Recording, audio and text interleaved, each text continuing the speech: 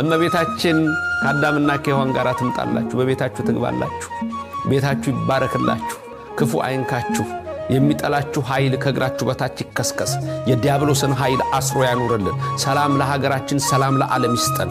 በተለይ በሰይጣን እስራት የተያዛችሁ፣ በአጋንንት አሽክላ ለታሰራችሁ፣ በዝሙትና በሱስ ለታሰራችሁ፣ በዓለማዊ ርኩሰት ለታሰራችሁ፣ ወይም ሰዎች በእናንተ ላይ ክፉ ነገር አድርገውባችሁ የምትሰጉ የምትጨነቁ ሰዎች ሁሉ ድንግል ማርያም ብርሃኑን ታብራላችሁ።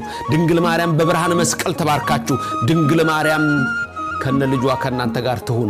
አዳምና ሔዋንን ይዛላችሁ ትምጣላችሁ። አዳምና ሔዋን ክርስቶስ የሆነላቸው ናቸው። አዳምና ሔዋንን ይዛ ሰኞ ቀን ብትመጣ አባ ኤፍሬም ምስጋናውን የሰኞ ውዳሴ ማርያም ምን ብሎ እንደጀመረ ልብ በሉ። የሰኞ ቀን ውዳሴ ማርያም ላይ ስታዩ አዳምና ሔዋንን ሊያድናቸው ወደደ እያለ ነው አባ ኤፍሬም የሚናገረው። ወሰጠጠ መጽሐፈ ዕዳሆሙ ለአዳም ወለሔዋን ብሎ የአዳምና የሔዋንን የዕዳ ደብዳቤ ሰረዘ የሚለው ቅዱስ ጳውሎስ በቆላሲስ 2:14 ላይ የዕዳ ደብዳቤያችንን በመስቀሉ ጠርቆ አስወገደው እንደሚል አባ ኤፍሬም ሶርያዊ ሰኞ ዕለት ሲጸልይ የጸለየው ጸሎት አዳምና ሔዋንን ነው።